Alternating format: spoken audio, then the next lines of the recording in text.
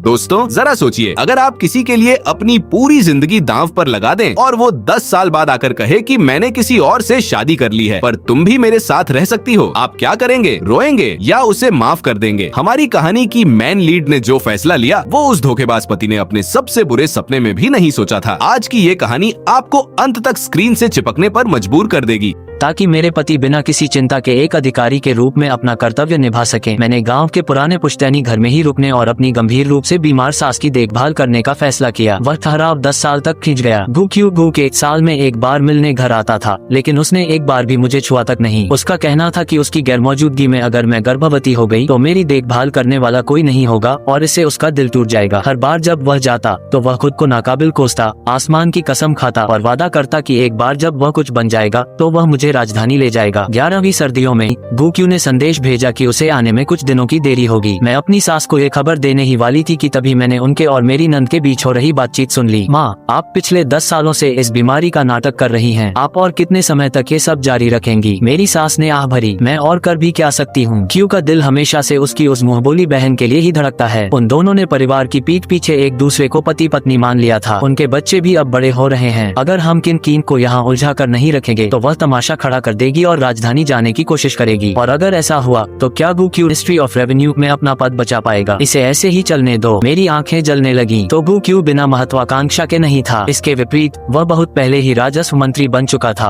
और उसे मुझे छूने में कोई हिचकिचाहट नहीं थी। बात बस इतनी सी थी कि उसके बिस्तर में पहले से ही कोई और थी। मेरा दिल राख हो गया। मैं छावनी गई और उस युवा सैनिक को खोजा जो लंबे समय से मुझे चाहता था। क्या तुम अभी भी मुझसे शादी करना चाहते हो? सैनिक ने खुशी से अभिभूत होकर सिर हिलाया। कसम खाते हुए उसके हाथ कांप रहे थे। मिस्किन, मैं कसम खाता हूँ कि मैं आपको बहुत खुश रखूंगा, लेकिन कृपया मुझे 1 महीने का समय दें। मैं आज रात ही कूच कर रहा हूँ। इस बार मैं एक बड़ी उपलब्धि हासिल करूंगा और इस तरह से आपसे शादी करूंगा जो आपके योग्य हो। मैंने धीरे से उसका हाथ दबाया। मुझे कभी शान और शौकत की जरूरत नहीं थी, बस अपनी हिफाजत करना और सुरक्षित मेरे पास वापस आ जाना। सैनिक को विदा करने के बाद मैं घर लौट आई। घर जिसे अब तक शांत हो जाना चाहिए था, उसके अंदर एक दिया जल रहा था। मुझे लगा कि मेरी सास मेरा इंतजार कर रही होंगी। मैंने आंगन का गेट खोलते हुए पुकारा, माँ, बहुत देर हो चुकी है, आपको जल्दी सो जाना चाहिए था। ये शब्द मेरे मुंह से निकले ही थे कि तभी दरवाजा खुला और मोमबत्ती की रोशनी के सामने एक लंबा साया पीठ किए खड़ा था। हवा और बर्फ को चीरती हुई एक जानी पहचानी आवाज आई, किन, मैं घर आ गया हूँ। 1 साल की दूरी और गूक्यू पहले से कहीं ज्यादा शांत और संयत हो गया था। शायद यह ऊंचे पद का असर था। उसकी आवाज में एक खामोश अधिकार था जिसे सम्मान पाने के लिए किसी क्रोध की आवश्यकता नहीं थी। उसने अपनी बाहें खोली और मेरे दौड़कर उसके गले लगने का इंतजार करने लगा, जैसा मैं हमेशा करती थी, ताकि मैं बता सकूं कि मैंने उसे कितना याद किया है। लेकिन मैंने ऐसा नहीं किया। मैंने अपनी टोकरी नीचे रखी और शांति से कहा, आपने अभी तक खाना नहीं खाया है ना स्वामी? मैं जाकर कुछ पकवान बना लाती हूँ। गूक्यू ने स्वाभाविक रूप से त्योरियां चढ़ाई, फिर अजीब तरह से अपनी बाहें पीछे खींच ली। उसने हल्का स्वर बनाने की कोशिश करते हुए कहा, क्या हुआ? पूरे 1 साल दूर रहे और तुम्हें मेरी याद तक नहीं है, या तुम मुझसे किसी बात पर नाराज हो? सच्चाई जानने से पहले मैंने सचमुच उसे बहुत याद किया था और हाँ, मैं उससे थोड़ी चिढ़ी हुई भी थी। आखिरकार कोई भी महिला अपनी मर्जी से अपने पति से इतनी दूर सालों बिताना नहीं चाहती। लेकिन जब मुझे सब कुछ समझ आ गया तो मैंने कोई भी उम्मीद करना छोड़ दिया। मैंने इसे स्वीकार कर लिया था। तमाशा खड़ा करने से बेहतर है शांति से अलग हो जाना। स्वामी, आप चुपचाप अंदर जाए और कुछ देर माँ से बातें कीजिए। खाना तैयार होने पर मैं आपको बुला लूंगी। मैं उससे और कुछ नहीं बोली और रसोई की तरफ मुड़ गई। लेकिन गूक्यू मेरे पीछे पीछे आ गया। उसने मुझे अपनी बाहों में खींच लिया और सावधानी से पूछा, किन, क्या हुआ तुम्हें? क्या तुमने कोई अफवाह सुनी है? मैंने बिना किसी भाव परिवर्तन के उसे दूर किया और शांति से मुस्कुराए। हम गाँव के एकदम अंदरूनी हिस्से में हैं। साल में बमुश्किल ही कोई बाहरी व्यक्ति यहाँ आता है। मैं क्या अफवाहें सुन सकती हूँ? आप खुद को परेशान न करें स्वामी। उसने मन ही मन राहत की सांस ली। उसने इसे एक छोटी सी नाराजगी समझा, फिर मुझे मजबूती से अपनी बाहों में खींच लिया। किन,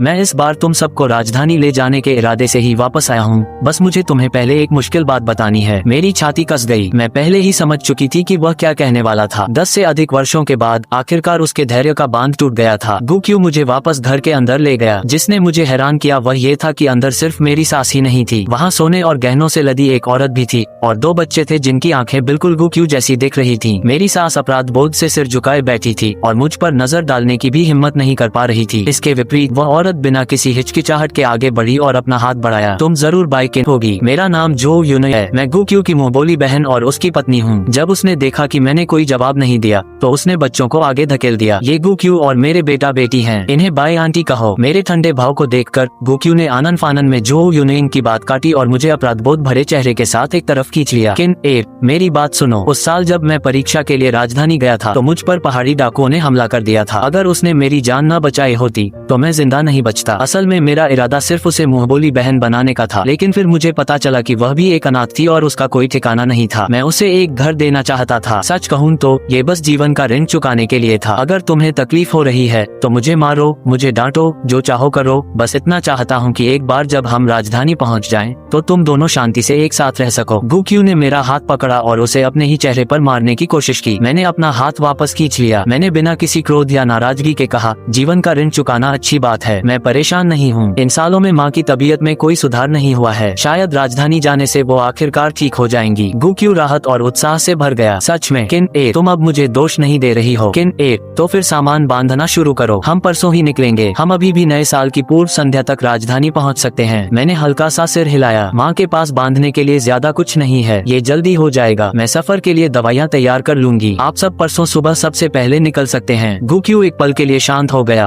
और जल्दी ही समझ गया कि मेरे कहने का क्या मतलब था। उसने त्योरियां चढ़ाई। किन ए तुम्हारे कहने का क्या मतलब है? तुम हमारे साथ नहीं आ रही हो। स्वामी, एक बार जब हम चले जाएंगे तो शायद हम वापस नहीं आएंगे। मुझे पहले खेतों और घर का निपटारा करना होगा। अगर हम उन्हें खाली छोड़ देंगे तो भी हमें अधिकारियों को कर टैक्स चुकाना होगा। ये समझदारी नहीं है। आप आगे बढ़िए और नए साल के लिए सबको वापस राजधानी ले जाए। एक बार जब मैं यहाँ सब कुछ सुलझा लूंगी और वसंत आ जाएगा तो मैं आपके पास आ जाऊंगी। गुक्यू के चेहरे के भाव थोड़े नर्म हो गए। वह जानता था कि वे खेत और वह घर मेरे लिए कितने मायने रखते थे। जब मैं पहली बार गु परिवार में ब्याह कर आई थी तो उनके पास कुछ नहीं था। हम एक टपकते हवादार किराए के घर में रहते थे जो हवा से कांपता था। मैंने खुद को काम में झोंक दिया था। एक तरफ उसकी पढ़ाई और परीक्षाओं का खर्च उठाती और दूसरी तरफ हर एक सिक्का बचाती ताकि मैं ये घर और जमीन के 2 टुकड़े खरीद सकूं, जिससे परिवार को फिर कभी खाने के लिए परेशान न होना पड़े और गुक्यू को एक ऐसी जगह मिल सके जहां वह शांति से पढ़ाई कर सके। शायद उन सब बातों को याद करते हुए गुक्यू की आंखों में एक कोमलता आ गई। किन ए मैं अब राजस्व मंत्री हूँ। पैसे की कोई कमी नहीं है। हम बस खेतों और घर को किसी जरूरतमंद को दे सकते हैं। खुद को इस परेशानी से बचाओ। फिर भी मैंने अपनी खुद की मेहनत से इसकी एक एक इंच जमीन कमाई थी। मैं इसे ऐसे ही किसी को देना बर्दाश्त नहीं कर सकती थी। चिंता मत कीजिए स्वामी, मैं जल्दी ही सब निपटा कर आपके पास आ जाऊंगी। मैं देर नहीं करूंगी। गुक्यू एक पल के लिए डगमगाया। जो यूनिंग ने उसकी हिचकिचाहट की हर झलक को पकड़ लिया और नाराजगी से उसकी आस्तीन खींची। स्वामी नर्म मत पड़िए। सेंसलेट निगरानी विभाग की नजर आप पर है। अगर आप इसे यहाँ अकेला छोड़ देते हैं और सेंसलेट जांच करने आता है और यह कुछ ऐसा कह देती है जो इसे नहीं कहना चाहिए, तो क्या आप अभी भी अपना पद बचाना चाहते हैं या नहीं? मैं कोई बेवकूफ नहीं थी। मैं पल भर में जो यूनिंग की बात समझ गई। तो गुक्यू अपनी अंतरात्मा के किसी अचानक जागने की वजह से नहीं आया था। किसी ने गौर किया था कि उसकी एक पत्नी थी जिसने उसके कठिन समय में उसका साथ दिया था। अगर इसकी जांच की गई तो सेंसलेट उसे एक उदाहरण बना देगा। वर्तमान सम्राट एकनिष्ठ भक्ति वाले व्यक्ति थे और जो लोग अपनी पत्नियों को छोड़ देते थे उनसे वे सबसे अधिक घृणा करते थे। अगर गुक्यू अपने सिर पर अपनी आधिकारिक टोपी रखना चाहता था तो सबसे महत्वपूर्ण बात मुझे संतुष्ट रखना और मेरा मुंह बंद रखना था। मैं ये दिखावा नहीं करूंगी कि मुझे बुरा नहीं लगा। गुक्यू से शादी किए 13 साल हो गए थे। मैंने उसे अपना सब कुछ दे दिया था। गुक्यू एक विद्वान था, भारी वजन नहीं उठा सकता था, खेतों में काम नहीं कर सकता था। मेरी सास बूढ़ी थी और वह भी कोई मदद नहीं कर सकती थी और उसका भाई एक निकम्मा इंसान था जो बस बैठकर खाने का इंतजार करता था। पूरा परिवार सिर्फ मेरे कंधों पर टिका था। फिर भी मैंने कभी शिकायत नहीं की, एक बार भी नहीं। मैंने अपनी सास की देखभाल की, उसके भाई की शादी के लिए पर्याप्त पैसे बचाए और उन्हें एक स्थिर जीवन में बसते देखा। मुझे विश्वास था कि इन सब के बदले मुझे जीवन भर के लिए गुक्यू की अटूट वफादारी मिलेगी। अंत में मैंने बस खुद को कुछ ज्यादा ही आंक लिया था और मुझे आखिरकार समझ आ गया कि जब लोग कहते हैं प्राचीन काल से ही विद्वान बेवफा होते हैं तो इसका क्या अर्थ होता है। मैंने अपनी आंखों के पीछे की जलन को दबाया और एक भी आंसू नहीं गिरने दिया। फिर शांत और स्थिर होकर कहा, तो आप इस बात को लेकर चिंतित थे। मैं एक शपथ पत्र लिख सकती हूँ। जो कोई भी पूछेगा मैं जोर देकर कहूंगी कि मैं गु परिवार की गोद ली हुई बेटी हूँ, स्वामी की छोटी बहन हूँ। क्या इतना काफी होगा? गुक्यू, मेरी सास और जो यूनिंग सभी मुझे अवाक होकर अविश्वास से घूरने लगे। एक लंबे ठहराव के बाद गुक्यू ने आधा विश्वास करते हुए कहा, किन ए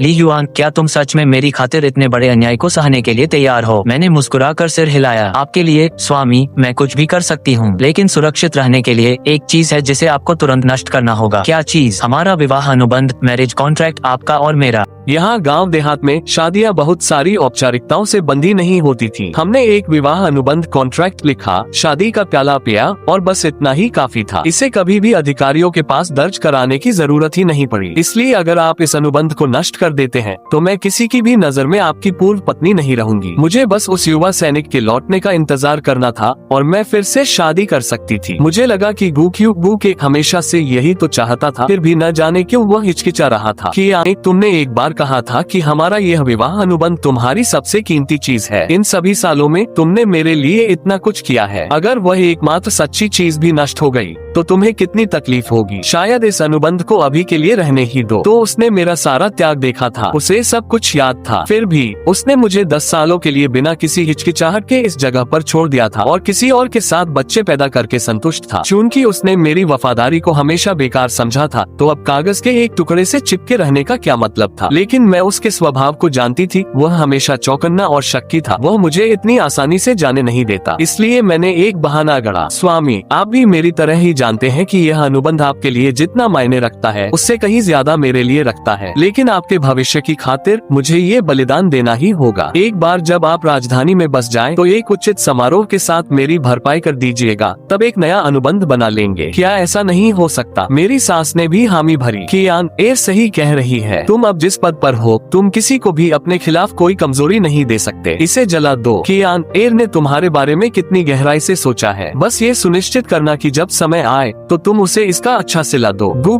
के मन में अभी भी कुछ शंकाएं थीं, लेकिन वह जानता था कि मैं सही कह रही थी। उसने विवाह अनुबंध बाहर निकाला। उसे जलाने से पहले उसने मुझे आखिरी बार याद दिलाया, कियान एर, तुम्हें ये सब न बताना मेरी गलती थी, लेकिन तुम्हें मुझ पर विश्वास करना होगा। मैं अब से तुम्हारे साथ बहुत अच्छा व्यवहार करूंगा। मेरा इंतजार करना। मैं सबसे बेहतरीन शगुन तैयार करूंगा और पूरे विधि विधान से तुमसे दोबारा शादी करूंगा। उस पल गू के चेहरे के भाव इतने सच्चे लग रहे थे कि लगभग यकीन ही हो जाए, लेकिन मैं अब और विश्वास नहीं करना चाहती थी। मैंने खुद को समझाया कि यह एक भ्रम के सिवा और कुछ नहीं है। मैंने अपने ही हाथों से दोनों विवाह अनुबंधों को आग लगा दी। लपटों ने इस बेतुकी शादी को निगल लिया, इसे राख में बदल दिया और इसके साथ ही 10 साल से भी ज्यादा के उस जुड़ाव को भी जलाकर खाक कर दिया। मैं अचानक खुद को आगे की ओर देखते हुए पा रही थी। मेरी सास ने मुझे पुकारा। उन्होंने अपना दिखावा छोड़ दिया और जमीन पर मेरे सामने घुटनों के बल बैठ गयी। कियान एर, गलती तुम्हारी इस माँ की थी। माँ ने इन सभी सालों में तुम्हें धोखा दिया। तुम जरूर मुझसे नफरत करती होगी। अब उनके बाल सफेद हो चुके थे। मेरी सास के बूढ़े चेहरे पर आंसू बह रहे थे। मैं उनके लिए अपना दिल कठोर नहीं कर सकी। मैंने उन्हें पकड़कर उठाया और धीरे से कहा, माँ, मैं जानती हूँ कि आप अपने बेटे से बहुत प्यार करती हैं। कियान एर आपको दोष नहीं देती। हालांकि आपकी गंभीर बीमारी एक नाटक थी, फिर भी आपके शरीर में कई छोटी मोटी बीमारियां हैं। जब आप राजधानी पहुँचे तो डॉक्टरों की बातों का ध्यान रखिएगा। कियान एर, तुम इतनी दयालु कैसे हो सकती हो? तुम्हारे जाने के बाद माँ के साथ इतना अच्छा व्यवहार कौन करेगा? चिंता मत कीजिए, भविष्य में क्यों आपके साथ चाहे जैसा भी व्यवहार करे, माँ हमेशा आपको अपनी बेटी की तरह ही मानेगी। मैं किसी को भी आपके साथ बुरा व्यवहार नहीं करने दूंगी। मैं अपनी सास की बेबसी को समझती थी और मैंने इसके लिए कभी उन्हें दोष नहीं दिया था, लेकिन अब मेरा उनकी बातों पर विश्वास करने का कोई इरादा नहीं था। वह अंततः एक माँ ही थी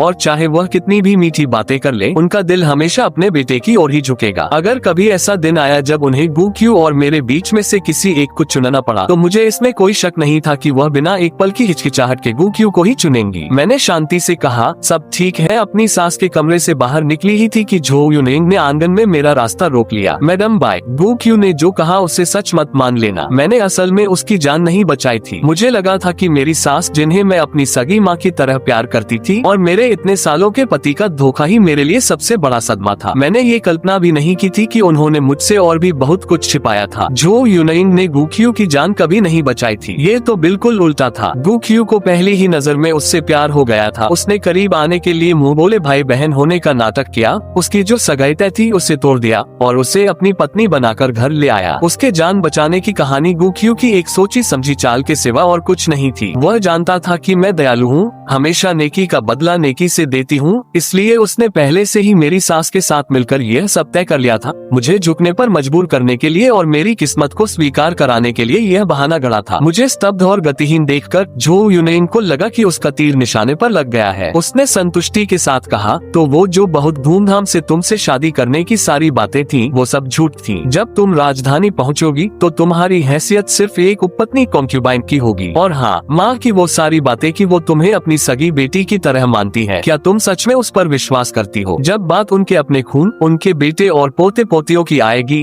तो क्या तुम्हें लगता है कि तुम कभी जीत पाओगी? मैंने अपनी आंखों के कोनों में इकट्ठा हो रही नमी को दबाया और खुद को स्थिर किया। तुम मुझे ये सब इसलिए बता रही हो ताकि मैं समझदार बनूं और यहाँ से चली जाऊं। क्या यही बात है? गु क्यू बहुत गहरी भावनाओं वाला व्यक्ति है। तुमने उसके परिवार के लिए बहुत कुछ किया है। अगर मैं सच में तुम्हें यहाँ से निकाल दूंगी तो वह इसके लिए मुझे ही दोष देगा और वह इसके चक्कर में खुद को बर्बाद कर लेगा। मैं ऐसा नहीं होने दे सकती। मैं तुम्हें ये बस इसलिए बता रही हूँ ताकि तुम अपनी जगह समझ सको। राजधानी जाओ, एक उपपत्नी बनकर रहो और अपनी हद में रहो। अपनी हैसियत से ऊपर के रुतबे की उम्मीद मत करना और बच्चों की उम्मीद तो बिल्कुल मत करना। गु क्यू ने मुझसे वादा किया है कि इस जीवन में उसके बच्चे केवल मेरे ही होंगे। यही कारण है कि उसने तुम्हें कभी छुआ तक नहीं। अगर वहाँ पहुँचने के बाद तुम्हारे दिमाग में कोई भी फितूर आता है तो मुझे निर्दयी होने के लिए दोष मत देना। मुझे उससे आगे बहस करने में कोई दिलचस्पी नहीं थी। मैंने उसे एक गोलमोल सा रूखा जवाब दे दिया। उनके जाने के दिन मैं पूरे परिवार को विदा करने के लिए गांव के किनारे तक गई। मैंने अपना इकलौता जेड का हेयर पिन निकाला जो थोड़ा कीमती था और उसे जो यूनियन की हथेली पर रख दिया। सास ने तुरंत विरोध किया। कियान,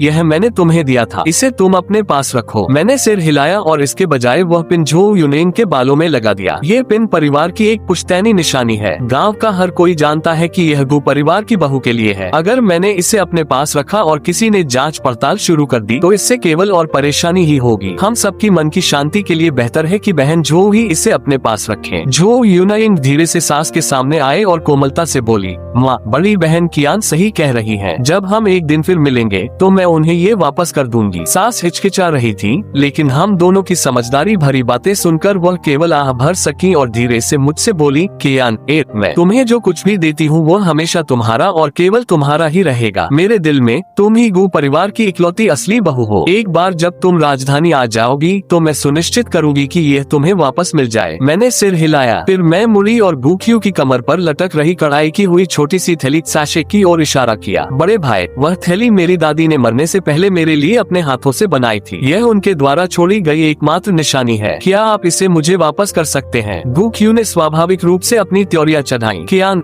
तुम्हारा अचानक मुझे इस तरह बुलाना मुझे ठीक नहीं लग रहा। जब आसपास कोई न हो तो मुझे पहले की तरह स्वामी कहकर ही बुलाओ। हमें सावधान रहना होगा। हम किसी को भी हमारे खिलाफ इस्तेमाल करने के लिए कुछ नहीं दे सकते। मुझे टस से मज न होते देख गु क्यू ने आह भरी। ठीक है, एक बार जब मैं तुमसे दोबारा पूरे विधि विधान से शादी कर लूंगा तो तुम वापस पहले की तरह बुला सकती हो। मैं इस थैली को अभी अपने पास ही रखूंगा। आखिरकार ये तुम्हारे दिल से दी गई चीज है। ये हमारे बीच प्यार की निशानी है। मैं सच में उसे समझ नहीं पा रही थी। पहले वह हमेशा ऐसी थैलियों को नीची नजर से देखता था, कहता था कि जो आदमी इसे पहनते हैं वो हंसी के पात्र होते हैं। अब जब मैं उसकी सालों पुरानी इच्छा को पूरा करने की कोशिश कर रही थी तो मुझे समझ नहीं आ रहा था कि वह अचानक मना क्यों कर रहा है। बड़े भाई, नए साल की पूर्व संध्या न्यू ईयर्स ईव आने ही वाली है। मैं अकेली रहूंगी। बहुत अकेलापन लगता है। इस थैली को पास रखने से मुझे कुछ सहारा मिलेगा। अगर आपको एक चाहिए तो मेरे राजधानी पहुंचने तक का इंतजार कीजिए और मैं आपके लिए एक नई थैली बना दूंगी। गु क्यू ने बेमन से उस थैली को काटकर अलग किया